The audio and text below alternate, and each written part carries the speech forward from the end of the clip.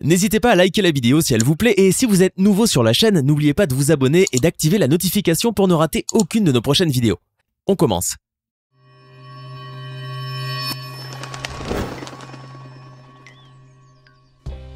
Un poisson volant, un arc-en-ciel rouge ou encore un volcan bleu, aujourd'hui nous allons vous faire découvrir 10 choses incroyables auxquelles vous n'auriez pas du tout cru si elles n'avaient pas été filmées.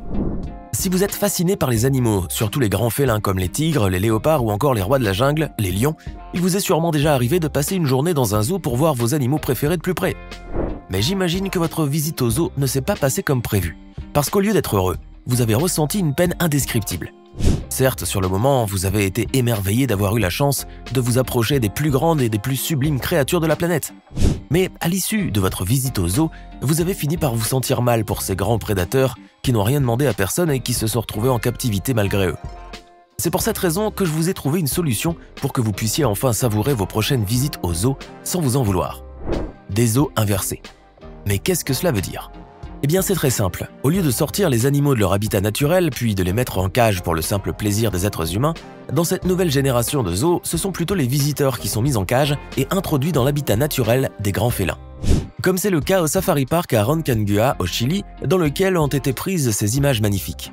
Comme vous pouvez le voir, ce parc exceptionnel offre même la possibilité aux plus courageux des visiteurs de glisser leurs doigts à travers la grille du camion et de chatouiller les lions. Ou encore le sanctuaire des lions à Harry Smith en Afrique du Sud, dans lequel les visiteurs sont mis dans d'immenses cages transparentes en fer et en plexiglas, ce qui leur permet, comme vous le voyez dans ces images, une immersion totale et sans remords dans le territoire des rois de la jungle. Maintenant que vous connaissez le concept des zoos inversés, vous savez ce qu'il vous reste à faire pour enfin profiter d'une journée en compagnie de vos félins préférés, sans une once de remords. Si vous vous êtes toujours demandé à quoi ressemblait une éruption volcanique de près, l'Islande est incontestablement le pays où vous pourrez réaliser ce rêve. Avec son nombre incalculable de geysers, de champs de lave, de sources chaudes et ses 32 systèmes volcaniques actifs, ce petit pays nordique est un paradis pour les amoureux des volcans. Mais en attendant de réaliser votre rêve de voir en vrai un volcan en éruption, voici des images époustouflantes capturées en mars dernier dans la vallée de Geldingadalur, à quelques kilomètres de la capitale islandaise, Reykjavik. Ces coulées de lave rouge bouillonnante que vous voyez ont jailli d'une fissure éruptive qui s'étend sur 700 mètres de long et se sont écoulées sur une zone d'1 km², avec de petites fontaines de lave. Cette éruption a eu lieu dans le système volcanique de Krýsuvík, inactif depuis plus de 900 ans et qui n'a pas de volcan central.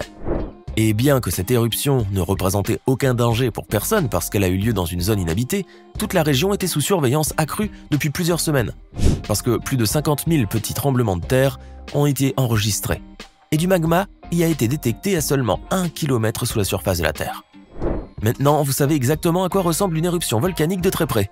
Et même si vous n'avez pas encore fait le voyage jusqu'en Islande, la vue de toute cette lave derrière votre écran a suffi pour vous faire vivre des sensations fortes. La preuve qu'Internet n'est pas que mauvais. Si je vous dis surf, vous pensez sûrement à ce sport nautique dans lequel on chevauche les vagues et on glisse dessus. Et si je vous disais qu'on pouvait également surfer sur les rochers? Maintenant, vous me prenez certainement pour un fou, ou du moins, tant que vous n'avez pas la preuve de ce que j'avance. Eh bien, permettez-moi de vous dire que je ne suis pas fou et votre preuve, vous l'aurez.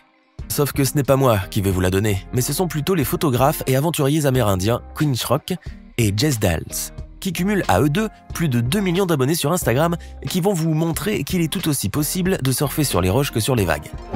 Grâce à cette vidéo hallucinante dans laquelle vous pouvez les voir surfer au milieu de nuages sur cette crête calcaire acérée et glissante d'à peine quelques centimètres de large à plus de 2000 mètres d'altitude sur le sommet de l'Altenabturm dans les Alpes suisses. Cet extrait vertigineux vous a sans doute coupé le souffle, mais au moins maintenant vous savez que le surf n'est pas seulement un sport nautique. Aviv Juno est un jeune entrepreneur finlandais. Pour fuir le stress de la vie quotidienne et oublier la pression du travail, il a pour habitude de pratiquer la pêche. C'est justement la raison pour laquelle il décide de passer tout le week-end du 11 juillet 2020 sur son bateau dans le paisible lac Pájai. Dans un premier temps, tout se passe le mieux dans le meilleur des mondes pour Aviv, puisque très vite une truite mord à l'hameçon qu'il a jetée. Cette pêche lui fait oublier comme par magie le stress de la semaine qu'il vient de passer et le magnifique paysage auquel il a droit depuis le pont de son bateau lui donne le plein d'énergie pour entamer une autre semaine encore plus chargée. Mais voilà qu'il est déjà minuit dans cette région du monde où les nuits ne sont pas complètement noires en été, et c'est là qu'Aviv assiste à un phénomène d'une rareté effrayante. Un arc-en-ciel rouge qu'il n'a pas pu s'empêcher de photographier et de poster sur Instagram avec la légende « Arc-en-ciel rouge de minuit », avant de décider d'écourter sa virée en bateau et retourner chez lui la boule au ventre. Cependant, grâce à la magie des réseaux sociaux, le temps qu'il arrive chez lui, sa publication a eu le temps de faire le tour du monde. Ce qui a permis à Aviv de comprendre que c'est un phénomène certes très rare, mais tout à fait naturel et pas du tout dangereux. Ainsi, la frayeur qu'a vécue notre jeune entrepreneur a très vite été oubliée et a laissé la place à un sentiment de fierté. La fierté d'avoir eu la chance d'assister et de capturer cette photo unique d'un arc-en-ciel monochrome. Après avoir vu les images exceptionnelles du volcan islandais en éruption, vous pensez certainement que plus aucune éruption de volcan ne vous fera autant flipper. Pourtant, comme vous ne le savez que trop bien, il ne faut jamais dire « Fontaine, je ne boirai pas de ton eau ». Mais qu'est-ce que je peux bien vous montrer de plus flippant que des fontaines et des écoulements de lave d'un rouge flamboyant? Eh bien, vous n'allez pas tarder à le savoir, ou plutôt à le voir. Même si cela peut vous sembler impossible, ces images de flammes fascinantes et envoûtantes d'un bleu saphir qui illumine la nuit noire sont tout ce qu'il y a de plus réel. Elles émanent du volcan Kawah Ijen, qui se trouve dans l'est de l'île de Java, en Indonésie. Et si vous vous demandez comment est-ce possible, la réponse est très simple. À Kawah Ijen, des quantités extrêmement élevées de gaz sulfurique émergent avec la lave, à des pressions élevées et à des températures dépassant les 600 degrés Celsius. Au contact avec l'oxygène présent dans l'air et déclenché par la lave, le soufre dont les flammes sont de ce bleu vif brûle facilement. Et comme il y a beaucoup de soufre dans le Kawah Ijen, sa combustion donne vie à ce spectacle bleu électrique époustouflant dont les images vous ont certainement à la fois bluffé et donné froid dans le dos. Que dire si ce n'est que la Terre n'a pas fini de nous éblouir. Voici à présent une vidéo qui montre une créature étrange à la surface givrée, nageant dans la rivière Chena à Fairbanks en Alaska. Est-ce une version américaine du mythique monstre écossais du Loch Ness que vous voyez sur ces images? Eh bien, figurez-vous que c'est justement ce qu'ont pensé les centaines de milliers d'internautes qui ont vu cet extrait à travers le monde. Cependant, même si j'aurais aimé que ces images soient bel et bien celles d'un cousin du monstre du Loch Ness, ce n'est pas du tout le cas. D'après plusieurs experts, il ne s'agit que d'une énorme corde gelée. C'est assez décevant, je vous l'accorde, mais si le monstre du Loch Ness ou une autre bête aussi étrange et énorme existe quelque part dans le monde, elle finira un jour par se montrer. Il vous suffit simplement d'être patient et de ne pas perdre espoir. En attendant de trouver de vraies images du monstre du Loch Ness, je suis sûr que rien ne vous fera plus plaisir que de voir l'une des plus belles et des plus rares créatures de notre planète dont l'apparence est à mi-chemin entre un oiseau et un poisson. Moitié oiseau, moitié poisson. Avant même que vous n'ayez eu le temps de voir les images que je vous ai dénichées, vous vous dites déjà qu'une créature aussi étrange ne peut pas exister pour de vrai. Pourtant, la réalité dépasse souvent la fiction. En voici la preuve, les poissons volants, ces magnifiques petits êtres qui semblent tout droit sortis d'un conte de fées et qui, même s'ils ne sont pas capables de voler comme de vrais oiseaux, leurs nageoires en forme d'ailes leur permettent de se propulser hors de l'eau à une vitesse dépassant les 56 km/h et de planer jusqu'à 200 mètres au-dessus de la surface de l'océan. Ces poissons volants sont tellement mignons que vous en venez à regretter le fait d'avoir douté de leur existence. J'avoue tout de même que sans preuve, cela aurait été vraiment dur de croire qu'il existait de vrais poissons oiseaux. Heureusement que nous sommes dans l'ère des images et des vidéos, sinon personne n'aurait cru en l'existence de ces poissons féeriques. Après les volcans bleus, changeons maintenant complètement de décor pour un autre phénomène naturel tout aussi rare qu'époustouflant. Après le feu, laissons donc place au froid et à la neige. Mais de quel phénomène va-t-il être question maintenant? Eh bien, voici la réponse en images. Même si cela peut vous sembler improbable, ces rouleaux de neige qui peuvent atteindre jusqu'à 60 cm de diamètre ne sont pas l'œuvre de l'homme, mais bien celle de Mère Nature.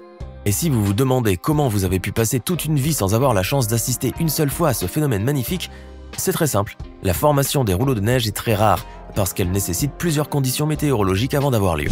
Mais en attendant que les conditions propices pour leur création soient réunies, vous savez au moins que ce phénomène exceptionnel existe. Maintenant, on va jouer aux devinettes. Est-ce que vous savez ce que c'est cette chose noire rectangulaire avec des cornes à chaque coin? Vous pensez sans doute qu'il s'agit d'un déchet en plastique ou encore une sorte de scorpion au corps aplati. Eh bien, vous n'y êtes pas du tout. Comme vous pouvez le voir sur cette séquence, cette chose bizarre abrite une raie. Il s'agit en fait d'une bourse de sirène appelée également capsule ou boîte à œufs. Ce sont des enveloppes qui protègent les œufs des raies, des chimères et de certains requins. Maintenant, vous êtes dégoûté de ne jamais avoir entendu parler d'une chose aussi surprenante que les bourses de sirène. Cependant, mieux vaut tard que jamais. Nick Redfern est un auteur et journaliste britannique qui croit dur comme fer à Bigfoot, aux ovnis, aux monstres du Loch Ness, aux rencontres extraterrestres, mais surtout aux petits êtres issus du folklore européen comme les gobelins, les fées, les trolls, les sprites et les brownies. Et en bon journaliste d'investigation, Nick ne se contente pas de croire en ce petit peuple folklorique, il essaie même de prouver son existence. C'est donc dans sa quête de ces petits êtres du folklore qu'il a eu la chance de recueillir plusieurs témoignages de personnes qui affirment avoir vu des créatures étranges, sans queue, d'environ 1,5 m de haut et au visage plat vert olive qui couraient à travers les bois du Royaume-Uni. Cependant, malgré les centaines d'histoires qui lui ont été rapportées sur les petits êtres folkloriques, jusqu'à présent aucune photo ni vidéo n'a permis d'étayer leur existence. Mais en grand passionné, Nick n'a pas pour autant perdu espoir et à défaut d'avoir de vraies images, il s'est inspiré de tous les témoignages qu'il a pu recueillir pour créer cette image qui représente ce à quoi peut ressembler l'un de ces petits êtres. C'était 10 choses incroyables auxquelles vous n'auriez pas du tout cru si elles n'avaient pas été filmées. Dites-nous dans les commentaires laquelle vous a le plus étonné. Et si cette vidéo vous plaît, n'oubliez pas de mettre un pouce bleu, de vous abonner à la chaîne et d'activer la cloche pour recevoir toutes les notifications et ne rien manquer de nos prochains contenus.